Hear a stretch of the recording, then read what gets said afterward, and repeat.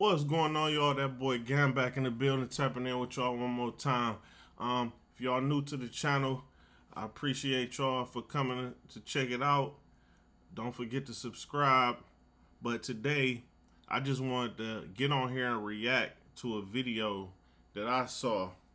It was called the Friends with Adam Sandler Effect. It was a crazy video, man. Now, Adam Sandler, he was always one of my favorite actors. You know what I'm saying? To me, he was always very down to earth, very versatile. Even though he played a lot of comedy movies, but he played the Water Boy, he played Lil Nicky, he played, Uncut, what was it, Uncut Jewels or something, that last one, or Uncut Gems. He just played a lot of different kinds of characters, man. Like everything, like all kind of characters, and he really be into the character, but at the same time he seemed like a very regular dude. So he's also the highest paid actor right now, 2024. Now this far into his career, see, people might not have expected it to be him. People might have thought it was, Tom Cruise or Will Smith or somebody like that. Nah, Adam Sandler. He is the highest paid actor right now in 2024. And so this video here, though, it goes into how the people that ended up working and being a part of Adam Sandler's career was just people that he just would meet in regular, passing in life. The friends that he would meet, he would turn them to millionaires. It seemed like you become friends with Adam Sandler, all of a sudden you a millionaire, you involved in the movies.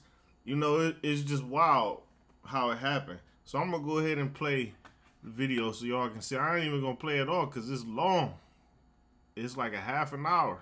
But I'm going to just play the beginning. They say it's not about what you know, it's about who you know. And if you happen to befriend Adam Sandler between 1984 and 1994, you would likely have a multi-billion-dollar box office resume. In this 10-year stretch, Adam basically met everyone he would end up working closely with on films for the rest of his 30-year career. This group helped Sandler dominate Hollywood, whether they were writing, producing, directing, or sharing the screen with him. You could argue that Adam Sandler does not like making new friends. The only people added to the Sandlerverse in the 2000s were Nick Swardson and Kevin James. And yeah, Adam is definitely a good guy, helping his buddies stay employed all these years, but he also needs them more than you realize. Comedy and cinema fans have been debating on whether or not Adam Sandler is funny since the 80s. However, even he knew he wasn't that funny, which is why he carefully crafted an army of yes men who were great at making Adam Sandler films, but wouldn't find much success without him. See, now when they say is he funny, like there's a difference between the person who's funny on the stage, like a stand-up,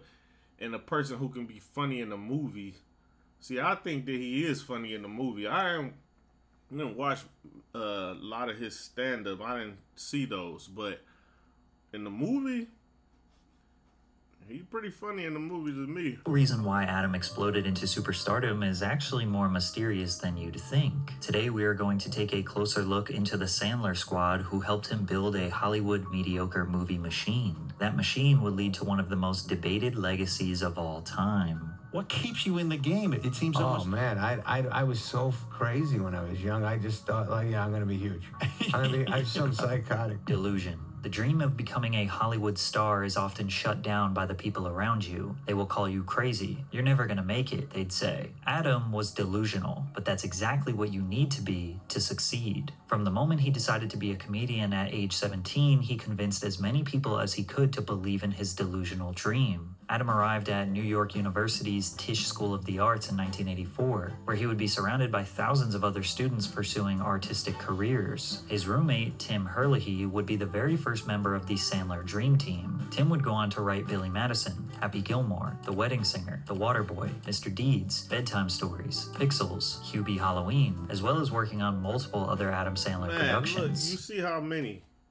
This guy, he was his roommate at the school. He was his roommate. And he go on to write all of these movies. Like, you know, that's crazy. That's a lot. all the way up until current time. Like, so he must still be working with him. Has also made his fair share of on-screen cameos, like the fireman in Mr. Deeds, or the bouncing kangaroo in Big Daddy. I'm a singing kangaroo and I'm from far away. I like This was him. Every single creation that Tim has acted or produced in his entire career was for Sandler, which makes sense because he never intended on being in Hollywood. Tim Herlihy was actually an accountant, pursuing a law degree, and was never considered by his friends and family to be funny, but he was enamored by Adam's charisma. Tim said he was extremely outgoing, his mouth going a mile a minute, and funny and all over the place. It was kind of a sight to behold. As a fun hobby, Tim began writing jokes for Adam's stand-up comedy in their Brittany Hall dorm room. Adam would practice his one-liners to strangers in front of the coffee shop below his living quarters. As he got more confidence, he started hustling at comedy clubs, Pips, and Catch a Rising Star. But Adam and Tim were not funny enough to consistently get laughs from the comedy club crowd, so they decided to recruit another member to the Sandler squad to help write more material. Adam became intrigued by a young man called Frank Karachi who lived down the hall. Adam said at NYU he always frosted his hair. He had a mohawk. Girls loved him. He went to Dance Terry a lot. He went to a lot of cool clubs. He was the lord of the 80s. Frank aspired to write and direct. He just, another guy that was living down the hall. Like, come on, let's go get him too. We're going to add him to it. But you got to respect, see, that's the mastermind mentality. That was Adam Sandler. He put these people together who didn't even want to be in the, in the movie business or nothing. This dude said he was an accountant. He ain't have no dreams of this. But Adam Sandler seen something in him.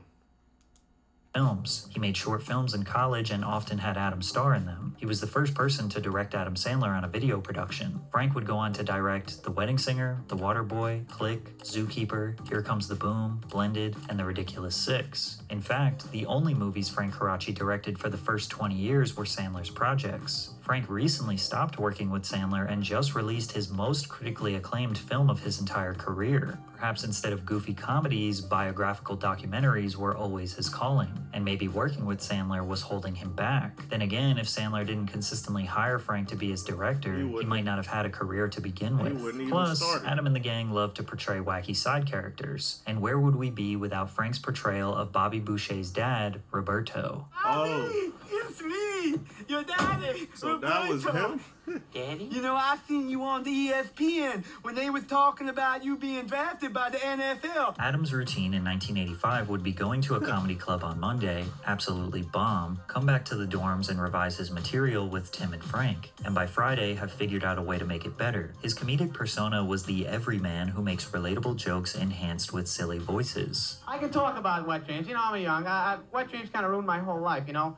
There's only so many times you can tell your mother you lost your underwear. Every NYC comic in the 80s knew to get recognized you had to perform at the comic strip. Comedy legends such as Larry David, Jerry Seinfeld, and Robin Williams were a few of the many that laid their comedic foundations here. Adam was able to land himself an audition and immediately impress the booking agent, Lucien Hold. He was only 19 years old and I signed him up immediately. He had all clean stuff, very quirky, very cute. I thought, this guy is really good. It's interesting that Lucien described Sandler with quirky and cute instead of funny. It's evident that Adam had star power, or it factor, and sometimes it factor is unexplainable. You either have it or you don't. You will notice this becomes a trend in Adam's career. All of his friends talk about how they had a gut feeling about Adam. It wasn't necessarily that he was the funniest, they just knew he could be a star, but Adam thought he sucked. I don't think I'm not as sharp as some of the other guys that we grew up with, like, and I wasn't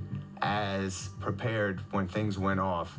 In other words, you didn't memorize your stuff? I tried to, but I would choke. I would choke, memorizing my jokes, and I would panic, and I would see stars and stuff, and I was gulping up. Sandler admits he wasn't the best at stand-up. It's great to know your strengths and weaknesses, so you don't go trying to play a role that's not meant for you.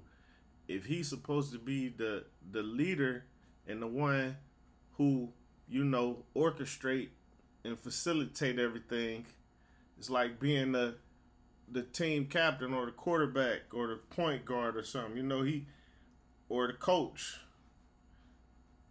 It was his job to bring the best out of everybody around him too.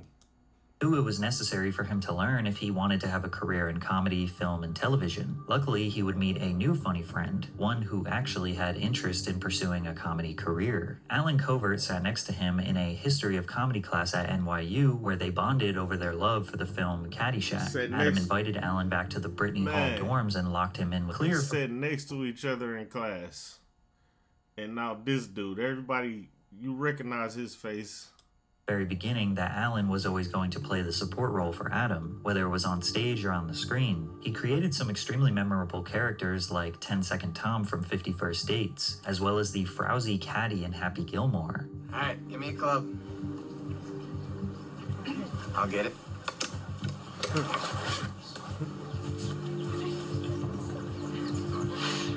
But Covert always felt like he had to prove himself. Because back then, I was still like fighting. Like, they had to go like, no, Covert's funny. Like, look, I had to grow that beard just to be a Happy Gilmore. Mullet. I was like, no, it'll be good. I'm the guy. I don't have to talk. Just let me be funny and look weird. And when Alan finally got his opportunity to be the main character in a Sandler film, he crushed it. Grandma's Boy, produced by Happy Madison Productions, was about a 35-year-old stoner and video game tester who gets evicted and has to move in with his grandma and her two old lady roommates. The irreverent comedy only secured $6 million in the box office, but was able to make over $30 million in DVD sales. The numbers seem small, but they 6 times their investment, plus the Sandler fandom loved this film just as much as other classics. This seems like an obvious sign that Covert had potential to be a strong lead. That Grandma's Boy was a funny movie, man. If y'all never seen that movie, go watch that movie. He only got one other lead role after this in the film Strange Wilderness. After that, he continued to take a backseat and play supporting roles, like in Grown Ups 2, Bedtime Stories, Just Go With It. You could even argue his roles became less significant over the years. But why? Maybe he didn't want to be a star. Maybe he just liked supporting his buddy. Or maybe there just wasn't enough room for Adam to shine while Alan was on screen. Considering he has producer credits on nearly every Sandler film he has acted in, maybe behind the scenes is where the team agreed he should be. Plus, he has a $12 million net worth, so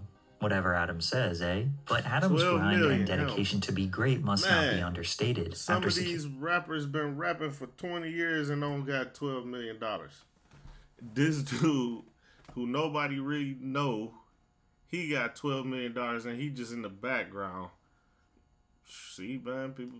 Securing his spot as a paid regular at the comic strip, he would still stand in the New York City subways performing covers of Beatles songs hoping to get tips from travelers. He got so confident with the guitar that he added it to his stand-up routine. In 1993, he signed a record deal with Warner Brothers. His debut comedy album, They're All Gonna Laugh at You, is actually 2 times platinum and was nominated for a Grammy. He even performed with a full band on his 1996 comedy tour and has done countless singing performances throughout his career. Well, I saw him live in Atlanta, and he definitely was performing songs with the guitar, and I was surprised that he actually was as good as he was with, like, he really know how to play good. So this is true. I seen it. The most notable one being a song dedicated to his late friend Chris Farley. Yeah, I seen him perform this. Talking about my friend Chris Farley. It was also during Adam's time at the comic strip that he met Chris Rock. Rock was fresh off his first Hollywood film and just getting established in the NYC comedy scene when Sandler arrived. Chris saw Adam's act and thought he was hilarious. And I'm watching him, and he does this joke about Wilt Chamberlain. Wilt Chamberlain once scored 100 points in a game. And Sandler does this joke. He goes, here's my impression of the coach of the other team. Who's got Wilt? But Chris didn't become a part of Adam's team because he was a star in his own right, with way too much potential to help someone else. As they developed their acts together at the comic strip, they gained support from the club's owner, Richie Tienken. Richie introduced Adam to a talent manager named Barry Moss, who in 1987 was casting for The Cosby Show. Keep in mind, The Cosby Show was the highest viewed sitcom on television for 5 years straight, averaging around 38 million views per episode. Adam auditioned and landed a small role as Smitty in just 4 episodes. From there, he secured a consistent spot telling jokes on Remote Control, which was MTV's very first original. See, I forgot that Adam Sandler was on The Cosby Show. Maybe I missed those episodes. Non-musical program. You know, I went to New York last week and I had a great time. Real good time. I had one of these tour guides who really thought he knew everything, but he didn't know how to fly when I threw him off the Empire State Building. Ah! Remote Control also hosted college tours around the country where Adam was invited to perform stand-up. He was becoming somewhat of a micro-celebrity, occasionally being recognized on the streets of New York City. Adam's resume was getting strong. He had a little bit of money saved up and got a taste of Hollywood, so he decided to move to Los Angeles to get that much closer to making it on the big screen. And on the West Coast, there was another small crew of comedians who were about to join the Sandler hype train. Rob Schneider was a few years older than Adam and had already been making noise in the comedy world. He just recently did a performance on David Letterman's Tonight Show, which was basically an early sign that you made it in the 80s. Schneider knew Adam was a buzzing comic, and even saw him and Chris Rock on the cover of a small comedy magazine called Comedy USA. So Rob was shocked one evening when he was performing a small LA show to see Adam Sandler take the stage. And I saw his first show out there, and the only two people really laughing hard was me and him. Really?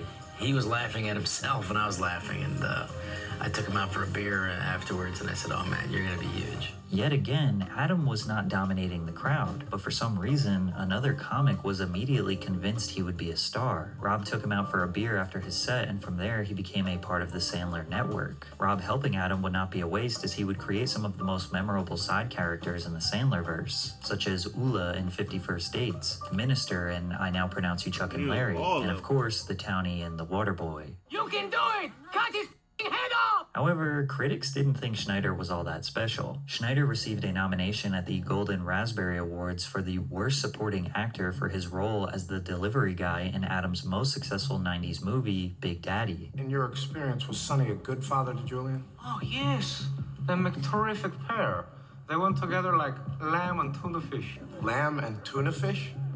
Maybe like spaghetti and meatball? Sandler was the winner of the Worst Actor Raspberry Award for this film, and would go on to win 9 more Golden Raspberries throughout his career. He basically gets nominated for Worst Actor every time he releases a movie. When the critics started hating me, I just felt bad for my family. I felt bad for the people who worked hard on the movies, you know, because I mean, I had so many great actors in the movies, and when we would get done shooting it, they would say to me, I think the critics are going to like this one, and I'd be like, oh, no.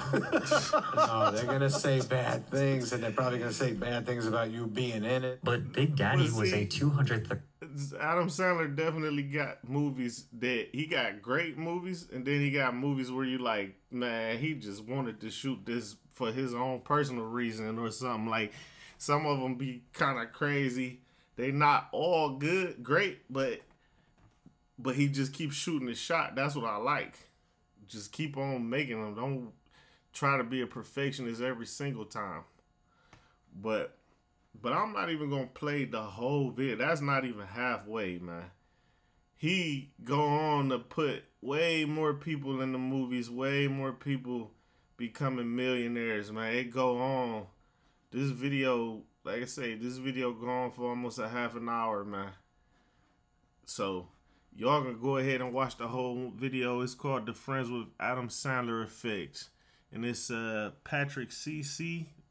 That's the channel. Y'all go ahead and subscribe to his channel. Don't forget to subscribe to GAM TV. Till next time, Gam tapping up.